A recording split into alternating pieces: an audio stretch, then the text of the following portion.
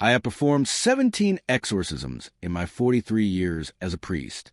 Each one carved something from my soul.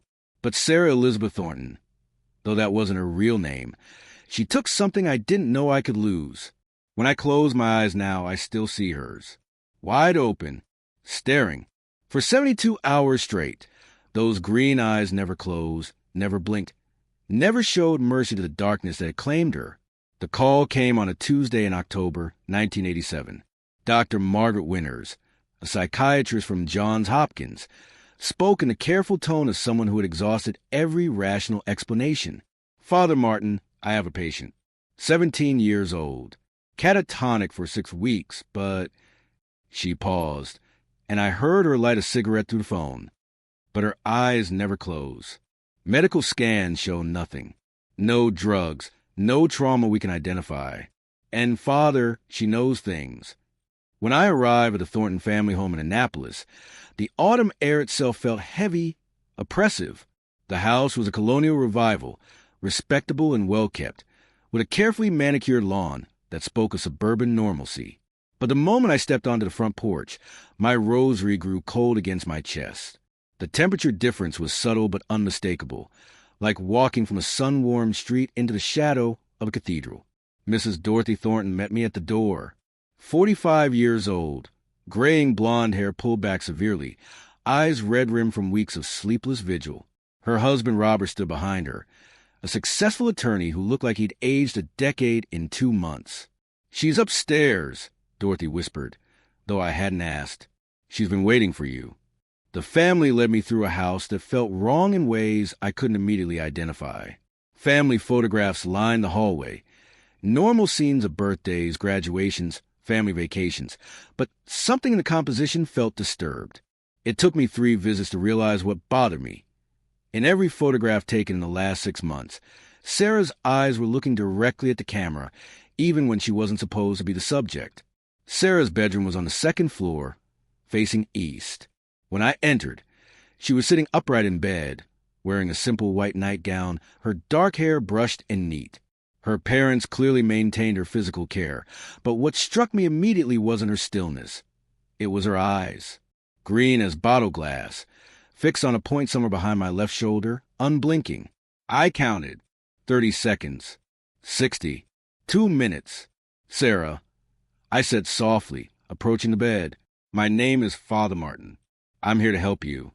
For the first time in 6 weeks, according to her parents, Sarah's head turned.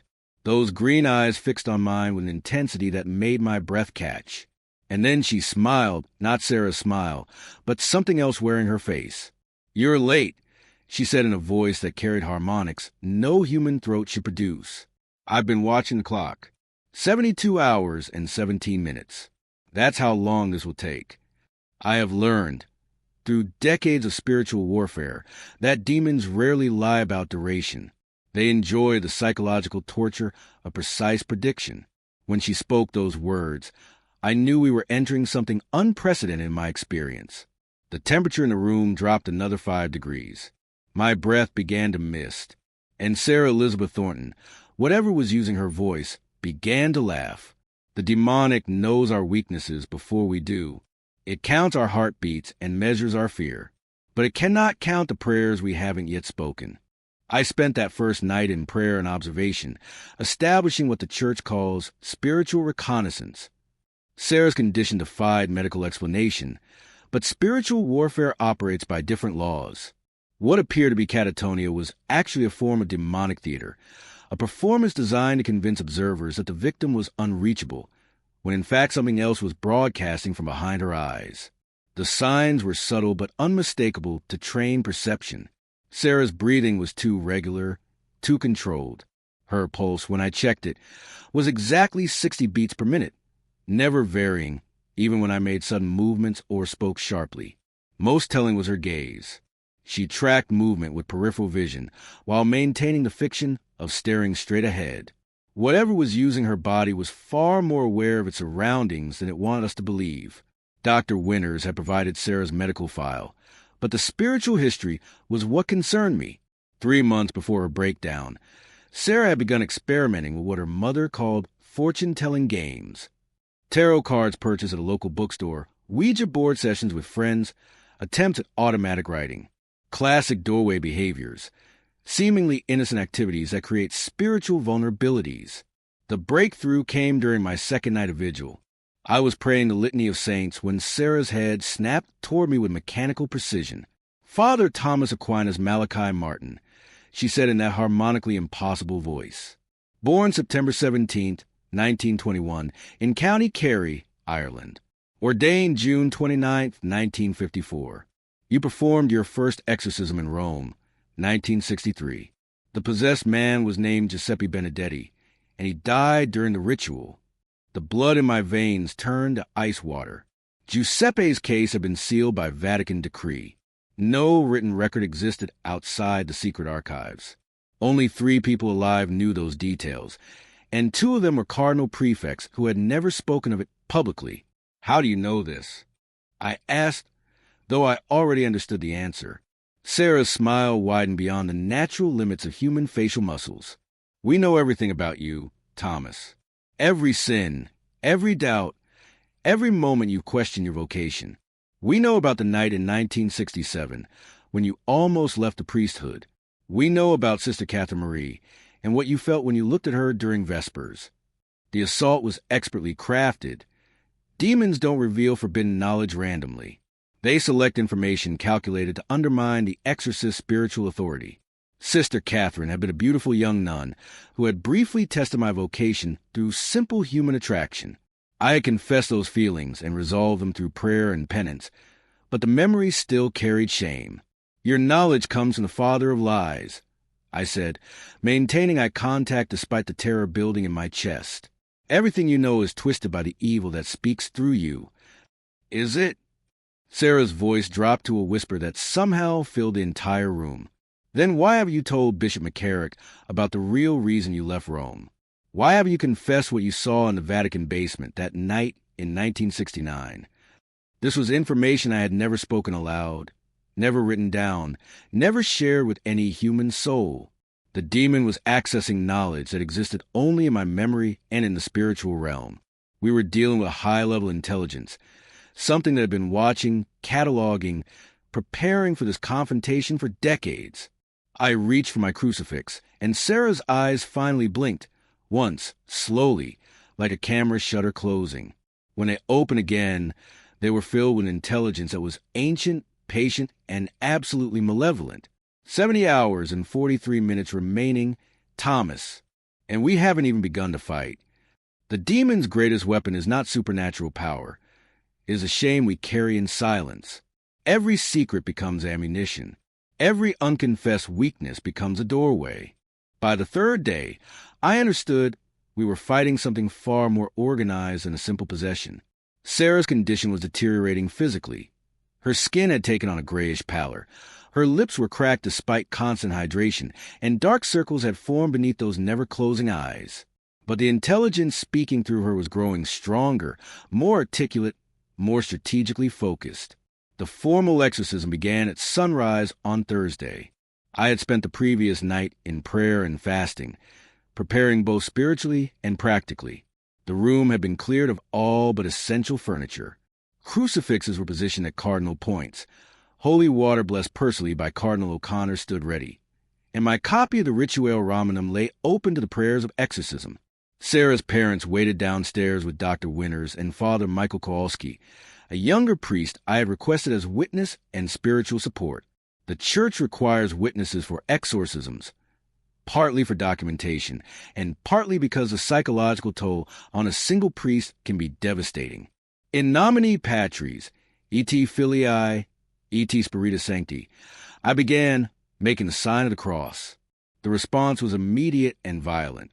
Sarah's body convulsed, her back arching impossibly as a sound emerged from her throat. Not quite a scream, not quite laughter, but something that made the windows rattle in their frames. "You think your Latin prayers frighten us?"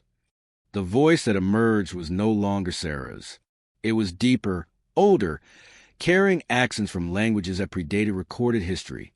"We were speaking to God when your species was still crawling in the mud." This was classic demonic theater, the attempt to establish superiority over human authority. But I had learned not to engage in theological debate with entities that had been perfecting deception since before the fall. Instead, I continued with prescribed prayers, invoking the authority of Christ and protection of the Church. Exorcizo immundicam spiritus. I prayed, sprinkling holy water on Sarah's forehead. Where the water touched her skin, it seemed to evaporate instantly, creating thin wisps of steam. Omnis satanica potestas, omnis incursio infernalis adversarii. Sarah's eyes, still unblinking, rolled back until only the white showed. When they returned to focus, they were looking at something behind me, something I couldn't see but could feel as a presence of absolute cold. "He's here," she whispered in her own voice for the first time in days. "Thomas, he's standing right behind you. The tall one with no face. He says you invited him in Rome. The night you used the black mirror." The black mirror. I had hoped never to hear those words again. In 1969, during my research into occult practices infiltrating Catholic institutions, I had been shown an obsidian scrying mirror by a Vatican archivist who claimed it could reveal spiritual truths. In a moment of academic curiosity and spiritual pride, I had looked into its surface. What I saw there had haunted me for 18 years, and I had never spoken of it to any living soul. You looked into the darkness willingly. The demon continued through Sarah's lips. You sought knowledge that was not meant for human eyes. And knowledge, Thomas, creates obligation, debt, connection. The implication was clear and terrifying. My research in Rome, my desire to understand the enemy I was fighting, had created a spiritual vulnerability that was only now being exploited. The demon hadn't chosen Sarah randomly. It had chosen her because of her connection to me, a connection forged in my own spiritual pride decades earlier. "I renounce any claim you believe you have," I said firmly, though my hands were shaking as I held the crucifix. "I confess before God any sin that may have opened a doorway, and I claim protection of Christ's blood." Sarah's laugh was like breaking glass. "Too late for that, Father. We've been preparing this moment for 18 years. Every prayer you've said, every exorcism you performed, every soul you've tried to save, we've been watching, learning, cataloging your methods. This girl is not our prize. She's our classroom. And you, Thomas Aquinas Malachi Martin, are our final examination." The room filled with the sound of whispers, dozens of voices speaking in languages I couldn't identify, all saying names.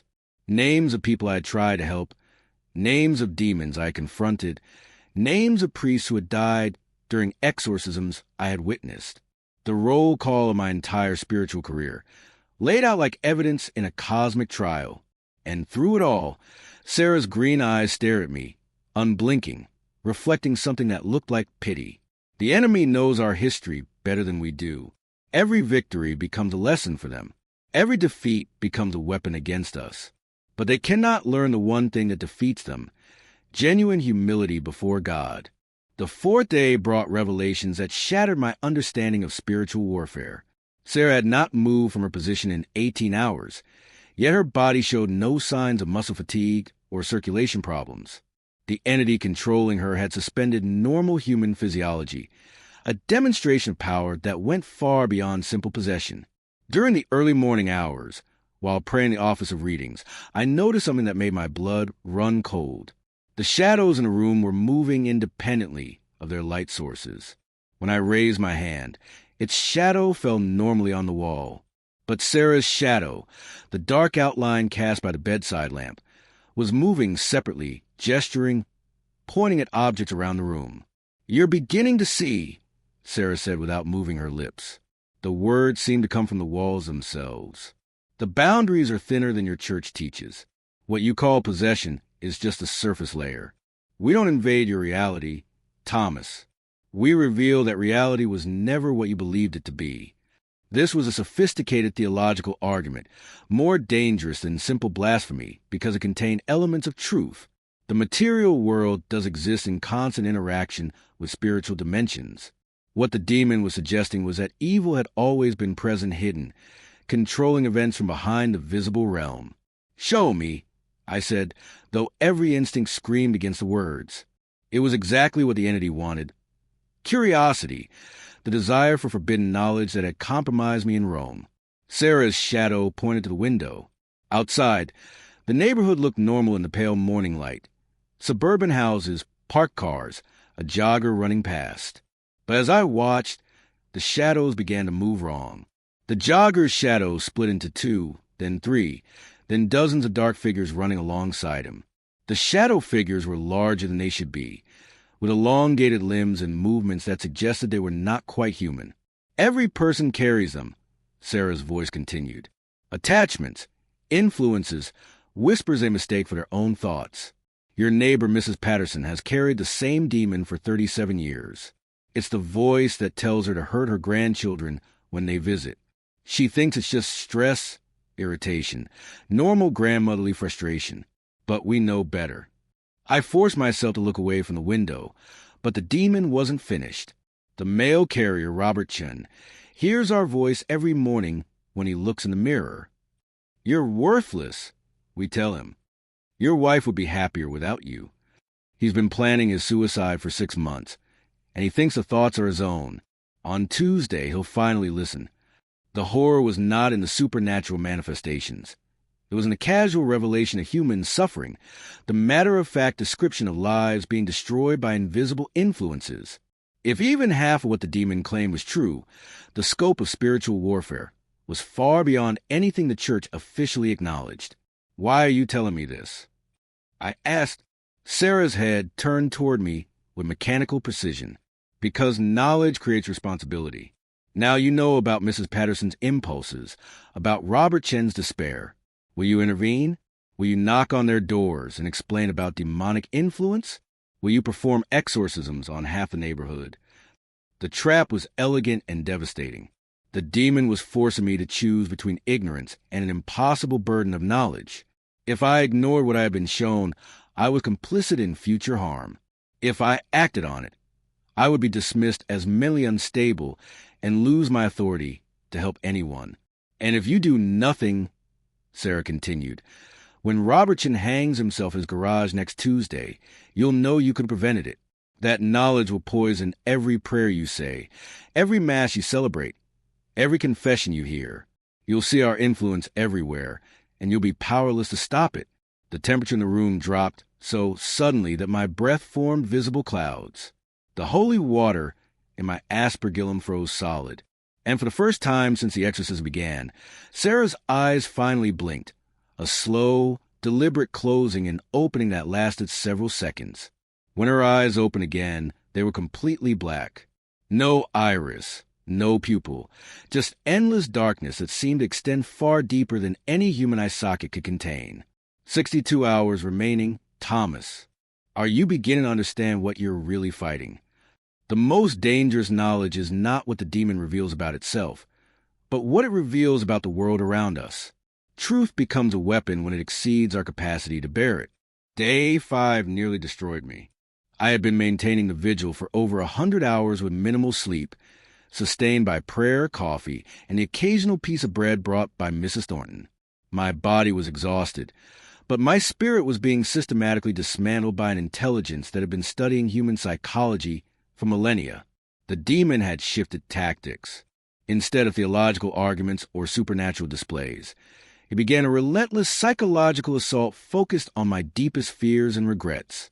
Every failure of my priesthood was examined in excruciating detail. Every person I had been unable to help was brought forward as evidence of my inadequacy. Tell me about Maria Santos, Sarah said during the pre-dawn hours, her voice taking on the accent of a young Mexican woman. Do you remember her confession, February 1979?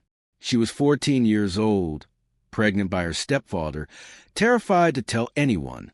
She came to you in the confessional booth at Sacred Heart, crying so hard she could barely speak. I remembered Maria. She had been one of my greatest failures as a priest, a situation where pastoral care and canonical law created an impossible conflict. She begged you to help her, the demon continued. Told you her stepfather had threatened to kill her mother if she revealed the truth. You gave her absolution for her sin of sexual impurity. You never reported the abuse. You never contacted social services. You followed church protocol instead of protecting a child. The words hit like physical blows because they were substantially true. I had been a young priest, uncertain of my authority, more concerned with sacramental propriety than pastoral courage. Maria had disappeared from the parish 2 weeks later. I never learned what happened to her, but I had carried the guilt for 28 years. She died in childbirth at 15, Sarah said with Maria's voice. Alone, in a clinic in Tijuana. The baby died too, because you were more afraid of breaking the seal of confession than you were committed to saving her life. Stop, I whispered, but the demon had found its mark. Should I tell you about the others? Father Brennan, who came to you for help with his drinking problem. You referred him to a treatment program instead of recognizing that he was possessed by a demon of despair. He killed himself 6 months later. Or perhaps we should discuss your sister Margaret, who begged you to perform an exorcism on her son David, and you refused because you thought she was hysterical? David is in a psychiatric facility now, has been for 12 years, heavily medicated but still hearing our voices. Each revelation was accurate. Each failure was real. The demon wasn't lying. It was using the truth as a weapon, demonstrating that my entire career had been a series of missed opportunities and inadequate responses. But then something changed. As I knelt beside Sarah's bed, listening to this catalog of my inadequacies, I felt something I hadn't experienced in decades. Complete surrender. Not defeat, but the spiritual release that comes from finally accepting that human effort, human knowledge, human pride are insufficient for the battle we're called to fight. You're right, I said aloud. I failed Maria. I failed Father Brennan. I failed my nephew David. I have failed more people than I can count. Sarah's black eyes widened slightly. This was not the response the demon had expected. Every exorcism I performed, every soul I've tried to save, every prayer I've offered, all of it flawed, all of it insufficient, all of it contaminated by my own sin and pride and fear. I stood up, my legs shaking from exhaustion, but my voice growing stronger. And none of that matters, because the power to save souls has never been mine. I reached for my crucifix, and for the first time in 5 days, I felt warmth radiating from the metal. I am not the source of healing. I am not the authority that binds demons. I am not the power that sets captives free. I am just a broken vessel that Christ chooses to use despite my inadequacies. Sarah's body began to convulse violently. The black eyes rolled back, showing white, then returned to their normal green. For just a moment, I saw Sarah herself looking at me, terrified, exhausted, but aware. "Help me," she whispered in her own voice. Then the convulsions stopped. The room fell silent, and Sarah Elizabeth Thornton blinked for the first time in 127 hours. The demon's greatest mistake is believing that our failures disqualify us from God's service. In truth, they qualify us. Only the broken can carry the message of healing. Only the fallen can understand the need for redemption. The 6th day brought the climactic battle. Sarah's return to consciousness was brief, a glimpse of the young woman trapped beneath layers of demonic control. But that moment of authentic human contact gave me something I had been missing. Hope grounded not in my abilities, but in her inherent dignity as a child of God. The formal prayers of exorcism took on new power when offered from a place of humility rather than clerical authority. Deus, cuius misericordiae non est numerus, I prayed, sprinkling holy water that no longer immediately evaporated on contact with Sarah's skin. God, whose mercy cannot be numbered, whose goodness is infinite. The demon's response was immediate and devastating. Sarah's body levitated 3 feet above the mattress, suspended horizontally in defiance of natural law. Her mouth opened wider than human anatomy should allow, and a sound emerged that was like the screaming of 1,000 voices in perfect harmony.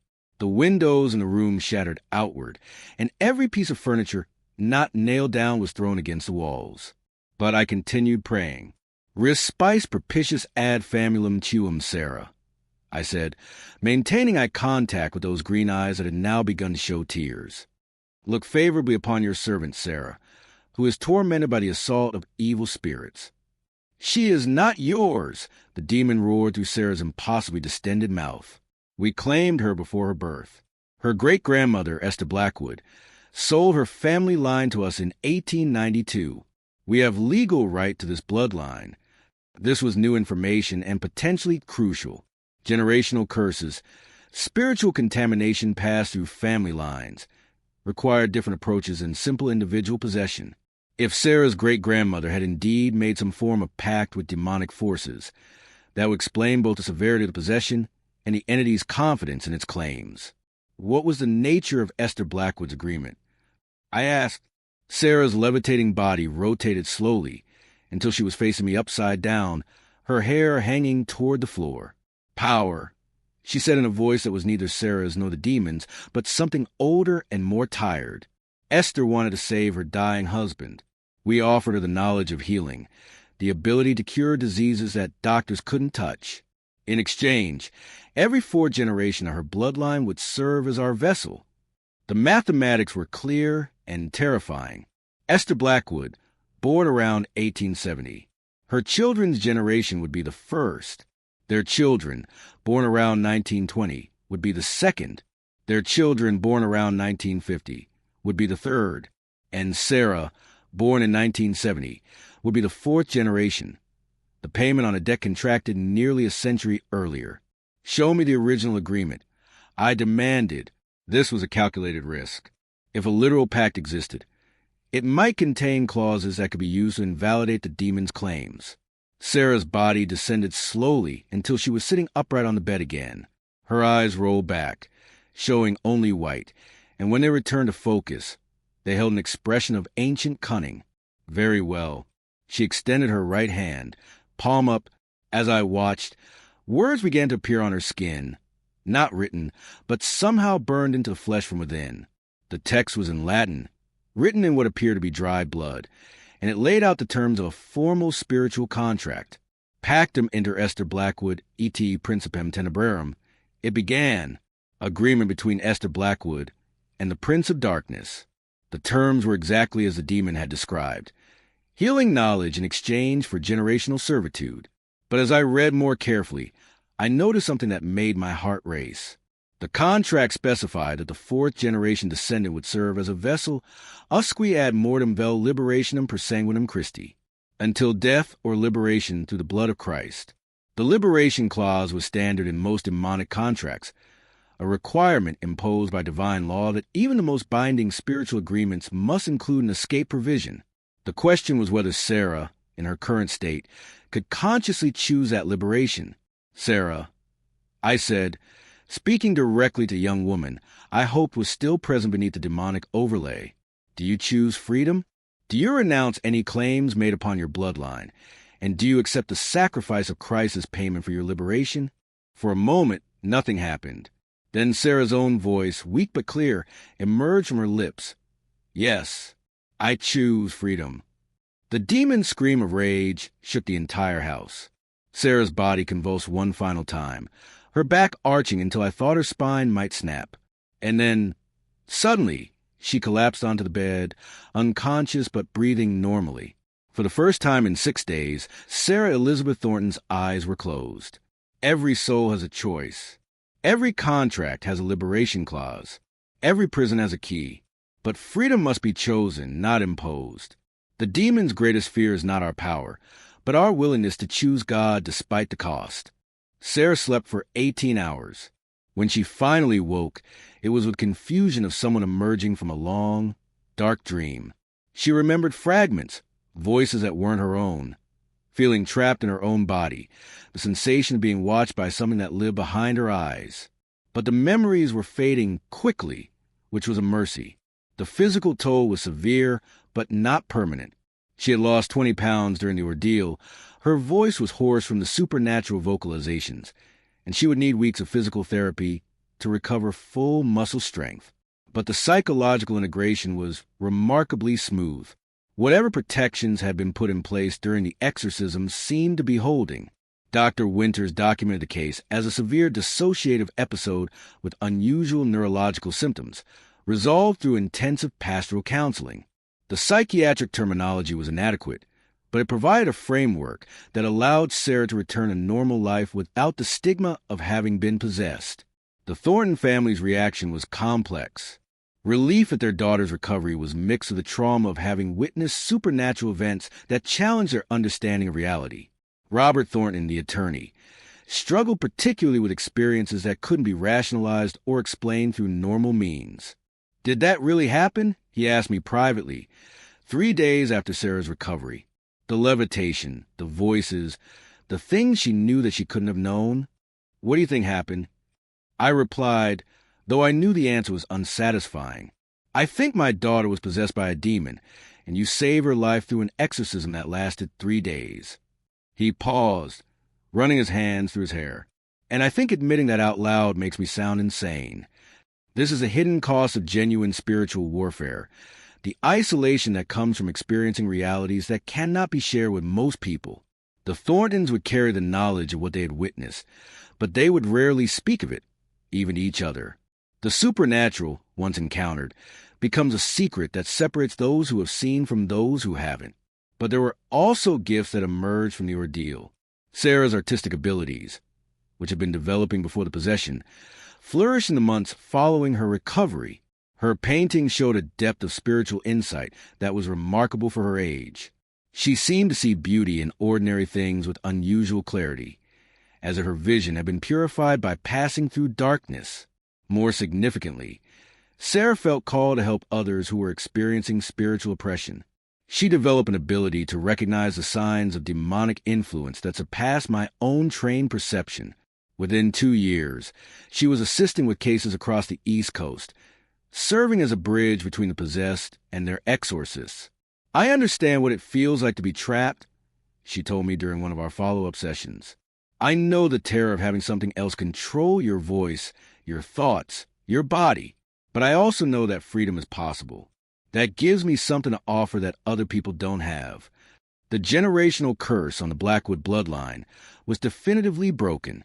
Sarah later married and had 3 children, all of whom showed strong spiritual sensitivity, but no signs of demonic oppression.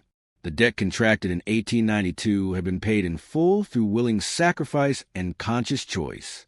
As for myself, the case changed my understanding of exorcism in fundamental ways. I learned that the priest's role is not to overpower demonic forces through superior spiritual authority, but to create a space where the possessed person can choose freedom. The real battle is not between the exorcist and the demon. It's between the demon and the human soul it's trying to claim. Victory in spiritual warfare is not the absence of demons, but the presence of choice. We cannot force salvation upon anyone, but we can hold open the door until they decide to walk through it. 23 years have passed since Sarah Elizabeth Thornton blinked for the first time in 72 hours. She is now a wife, mother, and artist whose paintings hang in galleries across 3 states. Her children are healthy, gifted, and remarkably attuned to spiritual realities in ways that bring light rather than darkness. But the case taught me that victory in one battle does not end the war. The demons that claimed Sarah were part of a larger network, an organized hierarchy with long-term strategic objectives. The entity I confronted was what demonologists call a principality, a high-ranking demon with authority over geographical regions and generational bloodlines. When we broke Sarah's generational curse, we dealt a significant blow to whatever larger plan was in motion, but we did not eliminate the threat entirely. In the years following the exorcism, I've encountered the same demonic intelligence in other cases. Always different victims, always different circumstances, but the same underlying methodology: patient observation, psychological manipulation, exploitation of family curses, and generational sin. The enemy learns from every encounter, adapts its tactics, and continues to seek new vulnerabilities. What disturbs me most is the growing sophistication of demonic strategy in the modern era. Where once demons relied primarily on superstition and ignorance, they now exploit technology, media, and social isolation. The internet has become a particularly effective tool for spreading spiritual contamination, occult practices disguised as entertainment, nihilistic philosophies presented as intellectual sophistication, despair marketed as realism. Sarah's case was unusual in its dramatic manifestations. Most demonic influence operates far more subtly, through persistent thoughts of worthlessness, through the gradual erosion of hope, through the slow poisoning of relationships, and the careful cultivation of destructive behaviors. The majority of spiritual warfare happens not in dramatic exorcisms, but in daily choices between light and darkness, hope and despair, love and hatred. I've learned to recognize the signs.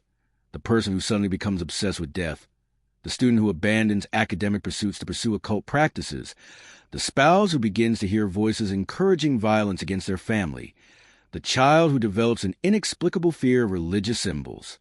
These are the early warning signs of spiritual attack, and they require immediate intervention. But perhaps the most important lesson from Sarah's case is this. The demons fear our unity more than our individual strength. They work constantly to isolate their victims, to convince them that they are alone, that their struggles are unique, that no one would understand or believe their experiences. The antidote to this isolation is community. Not just any community, but specifically a community grounded in prayer, sacrament, and mutual support. The Catholic Church, for all its human failings, remains the most effective institution for conducting spiritual warfare because it provides both the sacramental tools and the communal structure necessary for sustained battle against organized evil. The demons understand this, which is why they work so persistently to undermine ecclesiastical authority and to divide believers from one another. If you are reading this account, there is a reason. Perhaps you recognize something in Sarah's story that resonates with your own experience. Perhaps you've noticed signs of spiritual oppression in someone you love. Perhaps you've begun to understand that the struggles you face are not merely psychological or circumstantial, but have a spiritual dimension that requires spiritual solutions. Know this. You are not alone. The battle is real, but so is a victory available through Christ. The demons are powerful, but they are not omnipotent. They can influence, but they cannot ultimately control any soul that maintains connection to God through prayer, sacrament, and Christian community. And remember, they still fear the name of Jesus. They still flee from genuine holiness. They still cannot claim any soul that refuses to be claimed. Sarah Elizabeth Thornton blinked after 72 hours because she chose to. In the end, that's all any of us can do. Choose the light, choose freedom, choose God. The demons are still watching, but so are the angels.